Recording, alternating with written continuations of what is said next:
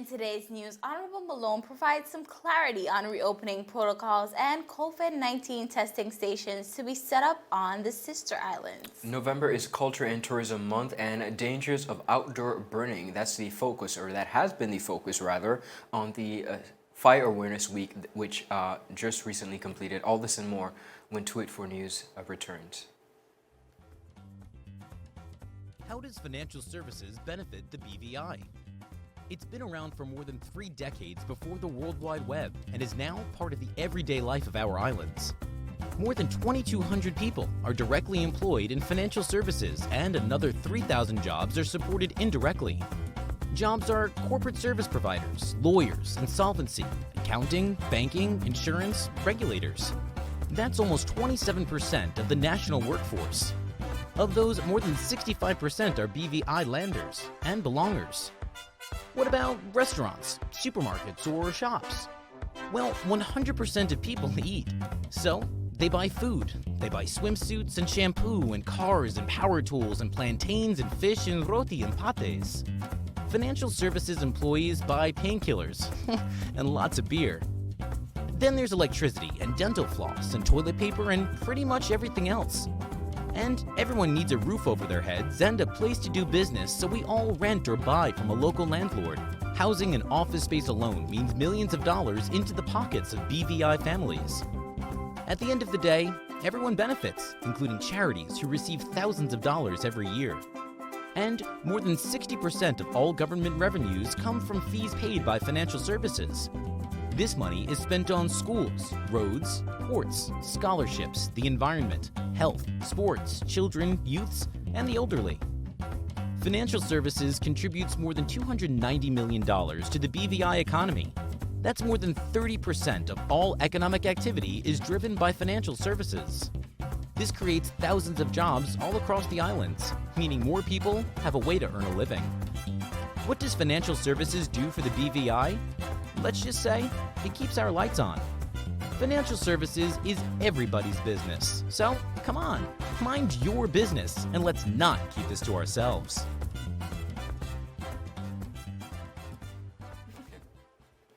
Welcome everybody. It's Friday, October 30th, 2020. A happy Friday to each and every one of you, especially our friends and relatives joining us not only locally but across the region. I'm Ron Grant. And I am Kyla Kenesha Forbes. Definitely a pleasure to be joining you this Friday here on 284 News. Ron, we have made it through the week. So much have been covered, and we have this last edition for this week for you. Of course, you can see, viewers, that we are wearing our breast cancer awareness shirts today because we are painting the town pink. Of course, here at 284 Media, we support the causes. We love to bring awareness to all that is happening and to the persons that it is happening to. So we are definitely standing in solidarity with all the persons who have suffered or is suffering now with breast cancer. Before we get into today's newscast, we just want to touch on some summaries. Of course, very popular unorthodox headline: the USVI, a newspaper, tells visitors not to visit the BVI, and of course more families continue to seek help and assistance through the Family Support Network. Most definitely, Ron. Also with the Family Support Network, they've definitely been going out there and speaking to persons, just bringing awareness that persons are hurting in our community, and they're really asking for donations for persons who can afford to do so. But also another headline this week, 3rd District Representative, of course, Honorable Julian Fraser, he says that COVID-19 in the BVI, of course, it is real, but it is overrated. I have to agree with him. Most people will. But, Ron, let's just jump into this newscast. Now, Honorable Carvin Malone, Minister responsible for health and social development right here in the British Virgin Islands, he visited our studios right here at 284 Media to discuss the reasonings behind the new reopening protocols. Specifically, Honorable Malone confirmed that COVID-19 testing stations will be set up on the sister islands. Now, this was in response to a question posed by our very own Javon Wilson. She asked, and I quote, "Will visitors on the sister islands have to travel back and forth for COVID-19 testing?" And when they were speaking about this, Ron, they were specifically speaking when our borders open after December December 1st, will visitors have, if they're staying in our sister islands, do they have to come to the hospital right here on Tortola to do their testing? And this is what Honorable Malone had to say.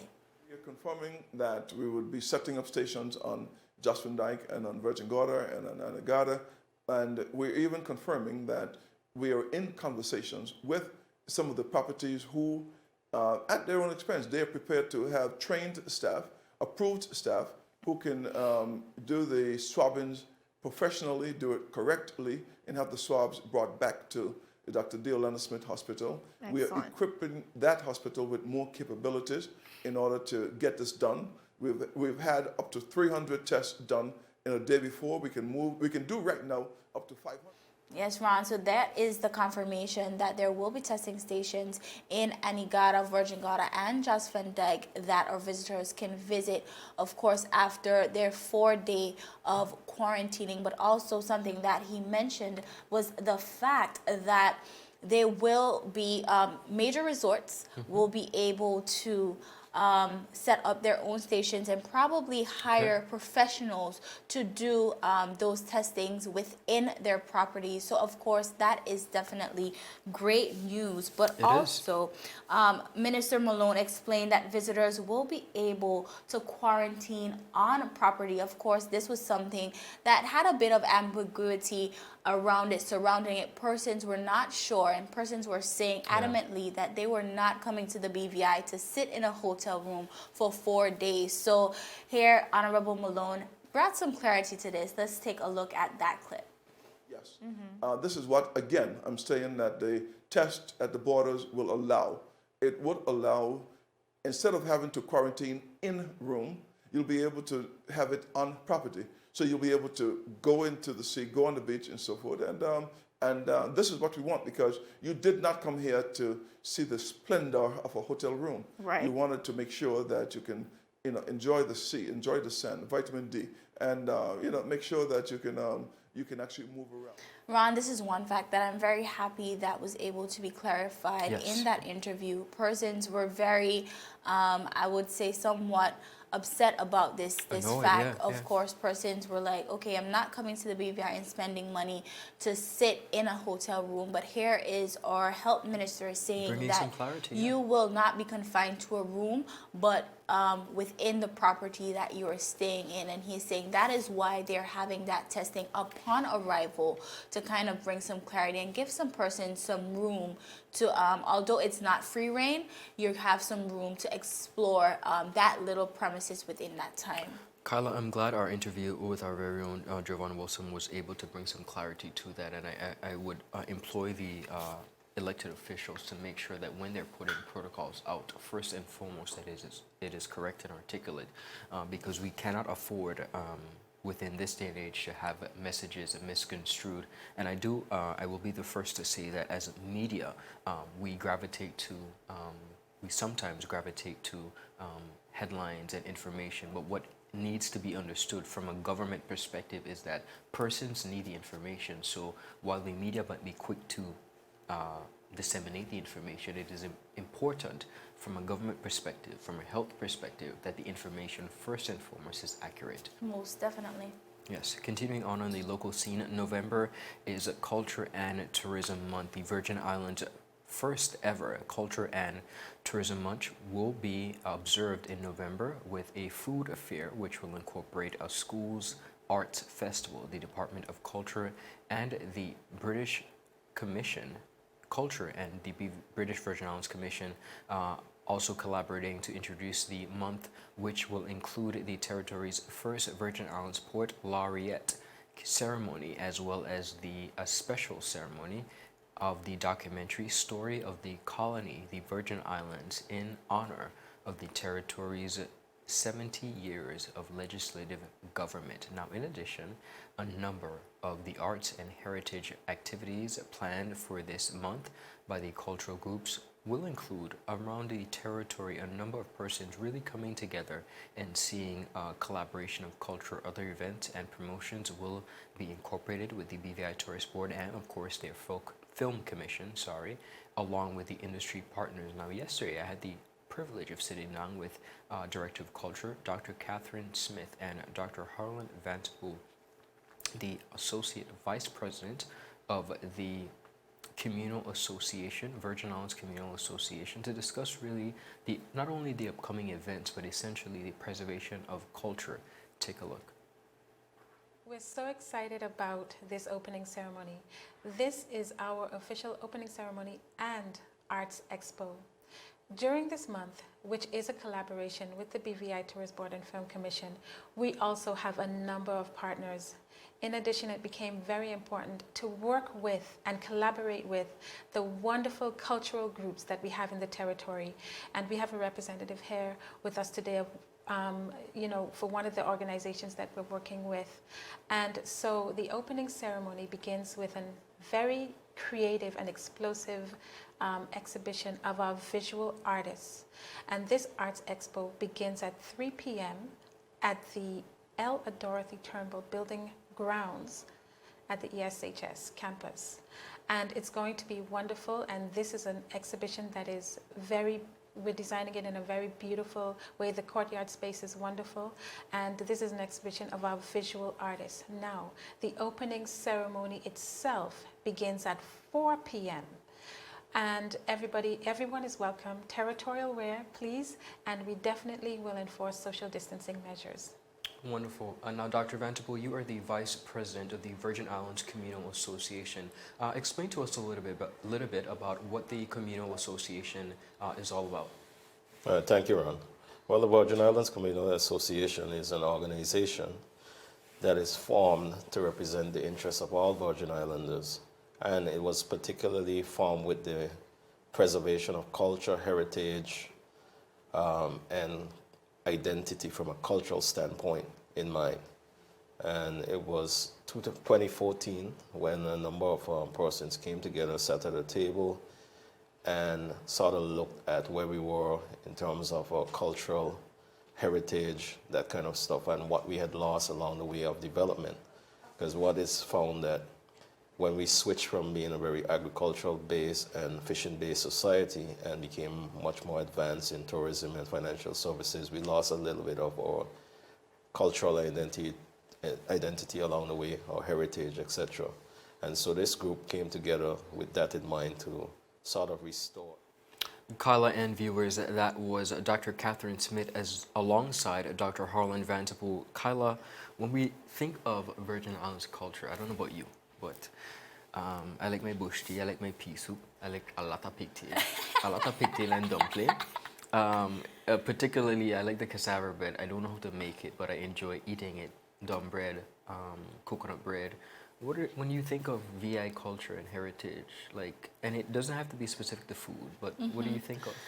First of all, viewers, he said he don't know about me, but Ron, I am a daughter of the soil. Yes, plain, ma'am. Yes, plain out. That's a Lashin princess right there. The Lashin puppy is what they call me. But of course, when just speaking about and thinking about BVI culture in general, of course, I think about the music, because that is what I know. Growing up with my father being a fungi musician in the BVI, and I enjoy it, and it warms my heart.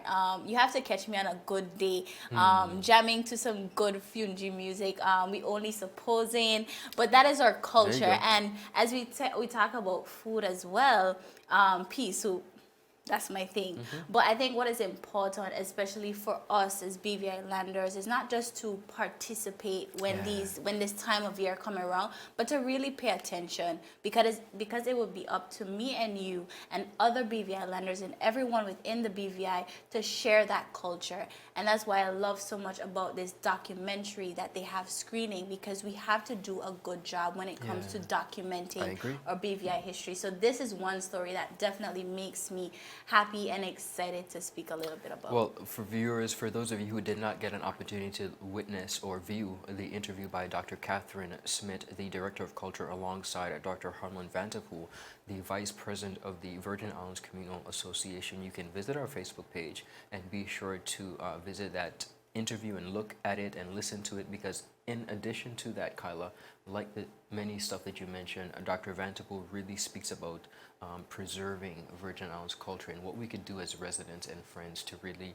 just preserve that. It's BVI Love is our home. Most definitely. Continuing on, still ahead, dangers of outdoor burning. We are going to be focusing on the Fire Safety Awareness Week, which has commenced, and so much more. All this and more when 284 News returns.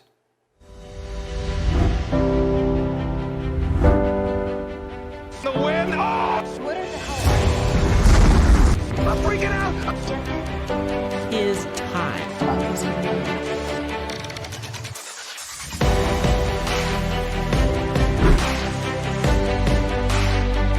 284 News.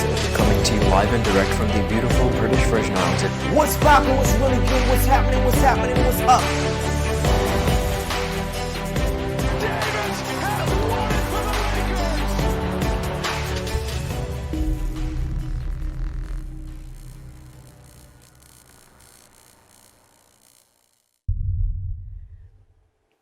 Viewers, welcome back. For those of you just joining us, you're watching 284 News, and I'm Ron Grant. Continue on the local scene. Chief Fire Officer Mr. Zebulon McLean said the dangers of backyard and outdoor burning were the main focus of the activities to observe this year's Fire Safety Awareness Week.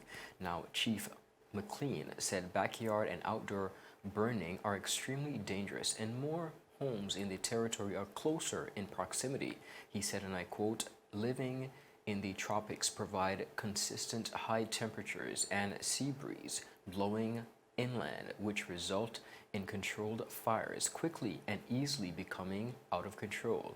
The chief continued by saying, "Our main concern is and has always been our residents and our neighbors' respiratory ailments, and without those conditions, it is a massive health threat to have persons inhaling smoke from backyard and outdoor fires set by neighbors." Now, Mr. McLean said, and I quote, "We continue to appeal to residents and friends. No one wants to have smoke in their homes, in their clothes, in their furniture, curtains, and throughout their rooms. We urge the general public," he said, "please think of your neighbors. Don't do unto others what you would have them do unto you." Now, Chief McLean said the week of activities which have commenced, received the positive statements where residents made to officers, and generous donations particularly were received by various entities, many led by government associations and organizations, as well as best wishes, and persons were interested in the overall collaboration of the program. Now, courtesy calls were made throughout the general public, and of course to the main fire offices both in East End and Road Town, where persons really, Kyla, had an opportunity to just come and interact. And our team here at CCT and 284 Media had many opportunities to go over and really interact with the staff. Of course, I had the honor of sitting down with Chief McLean as well as one of his officers to really get an understanding. And as we look and we observe, now October is a heavy month. There are a lot of stuff going on in October. There's spina bifida, there's breast cancer, there's fire safety awareness. But at the end of the day, I think while all of these entities and situations really appeal to the general public, I think we as a general public really have to understand the severity and importance of just being protected. Simple stuff like having a fire extinguisher in your residence or commercial space and knowing how to articulately use it, I think is very important. So for those of you who did not get an opportunity to witness that interview with myself and Chief Fire Inspector, be sure to visit the Facebook page as well as our website to just really get an understanding of what it takes to really be sure and be safe of fire safety. Most definitely. Now, as we move on, in a BVI government press release, it was reported that the citizens many citizens, Ron, actually 26 of them, yes, were actually have received their their naturalization certificate. And the citizens recited the oath of allegiance and the pledge of loyalty at the ceremony officiated by the Registrar General Mrs. Stephanie Penn at the Government House. His Excellency the Governor Augustus J.U. Jasper welcomed the newest British Overseas Territories citizens and reminded them that this new status entities them to carry a Virgin Islands passport and to apply for British passports. Yes. Now, Governor Jasper also encouraged the new BOTCs to do what they can to make the British Virgin Islands a better place to live. He said, and I quote, "We know that regardless of race or religion or country of origin, you are part of what makes the territory strong. You take on today the responsibility to be ambassadors of this territory." End quote. Premier and Minister of Finance, Honorable Andrew A. Foy, applauded the newly naturalized residents and urged them to continue to be examples in their communities. End quote. "We know that you have made here your home and that you are a part of what has helped us develop to the point we are now," Honorable Foy stated, adding, "I trust that you would all continue to be a beacon showing what it means to be naturalized here and demonstrating that the system works." Honorable Foy also added gratitude to the Governor's Office and the Deputy Governor's Office and the Civil Registry and Passport Office for facilitating so many applications for naturalization to allow for safe physical distancing. The day's ceremony was the first of 3 planned for this upcoming week. Now, as we listen to our leaders, Ron, the governor and the premier, just speaking to these citizens that were newly naturalized, when we look upon these persons and these faces, these are very familiar faces. I will not call any names, but even there I see one of my old teachers. They continue to contribute to our community, and this piece of paper, yes, they might be proud of it, but they continue to give each and every day, even before they were naturalized. So I do want to congratulate all 26 of them and even persons before, and just want to thank them for contributing in such positive ways to our community. Kyla, I'm so glad you brought up that point, because at the end of the day, what we see here in the Virgin Islands, unfortunately or fortunately for some persons, when you look at the kaleidoscope and the trajectory of persons being naturalized or becoming residents, you see a lot of persons who have been working and serving the community for perhaps 30 plus years, and it seems only now that they're benefiting from what they've worked. But in addition to that, I'd just like to say it's good to see our governor and our premier coming together in this day and age. Of course. Still ahead, 6 dead as Tropical Storm Zeta moves through the southeastern U.S. and the Bahamas to basically are tightening up their protocols in 3 countries. So viewers, you don't want to miss this, and we have to take a quick commercial break. Is business slow, cash flow down, hosting an upcoming event? We can help. Advertise with 284 Media and take your business or event to the next level by enhancing your present marketing and messaging strategies.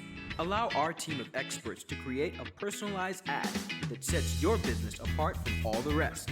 This could be your business or event. So, what are you waiting for? Contact our marketing team at 284media@cctbvi.com. Advertising with us works.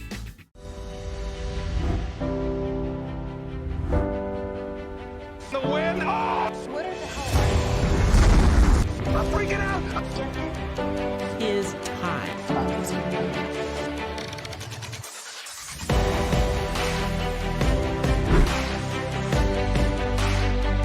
284 News. Coming to you live and direct from the beautiful British Virgin Islands. What's poppin', what's really good, what's happening, what's up? Davis has won it for the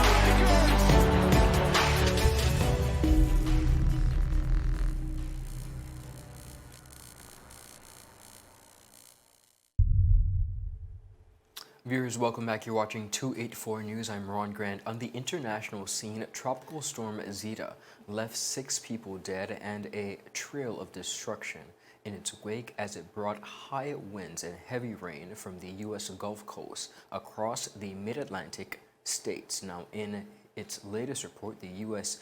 National Hurricane Center said Zeta was on the Virginia North Carolina border, and it sustained winds of 85 miles per hour now and was swinging, moving to the northwest. Now, Zeta made the landfall as a powerful Category 2 storm. Kyla, we have been so honored and privileged here in the Virgin Islands to not be impacted this hurricane season, but we see where the hurricane season, though it's nearing an end, is not completing, and Zeta is continuing to make its damage. Now, Zeta made the landfall as a powerful Category 2 storm, as we said, in Louisiana on the U.S. Gulf Coast, while persons who live in New Orleans said it sounded like a bomb went off when, at the end of the day, part of a large oak snapped outside its home, and at the end of the day, persons were left just damaged and concerned and scared. We see where this area, Kyla, has been again. We think of Katrina, we think of Louisiana being again affected, that area, by storms, and we continue to wish the residents of that area the utmost success. Now, the Associated Press reported one resident said, "I did not anticipate this to happen.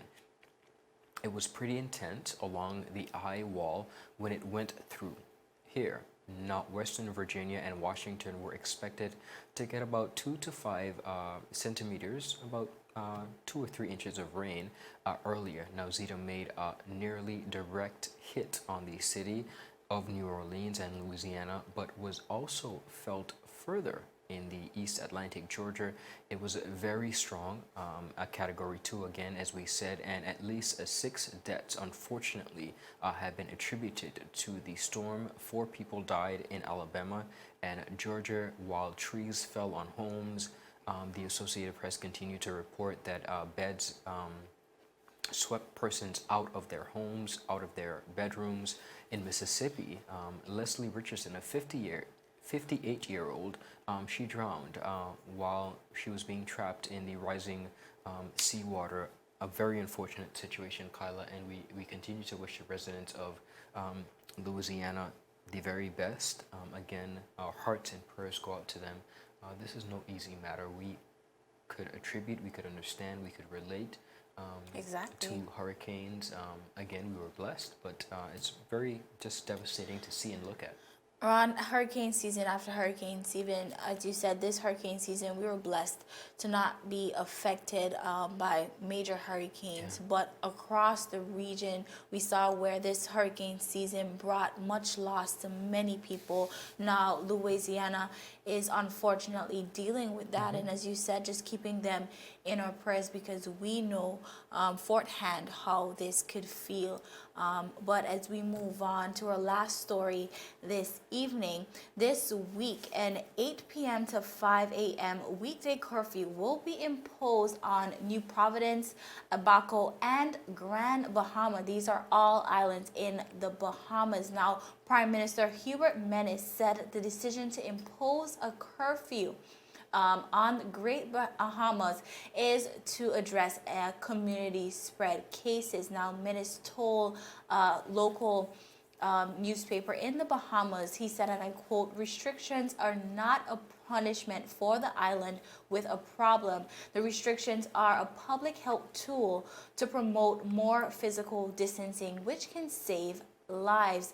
Ron, we have to close out soon, but what I get from this, I think we've been hearing our leaders here in the BVI speaking a lot about jurisdictions that have had to tighten back their protocols. We know that Bahamas actually opened for business some months ago, and we're seeing where they have to retract some of that and tighten their protocols to save lives. So I think there's both sides of the coin that you have to look at, and I think this is what our leaders have been speaking about a lot this week, just cautiously doing things. Some people may not agree, some people might.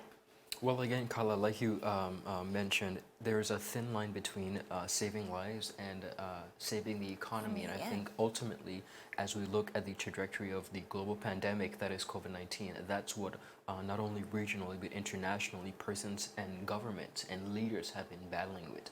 Do we save our economy? Do we save lives? Do we have persons who are hungry and not able to, pay their bills. And that's the conversation that we'll continue to have. Viewers, it's always a pleasure. I'm Ron Grant. And I am Kyla Kenesha Forbes. We'll see you again next week. Have a good evening. Bye-bye.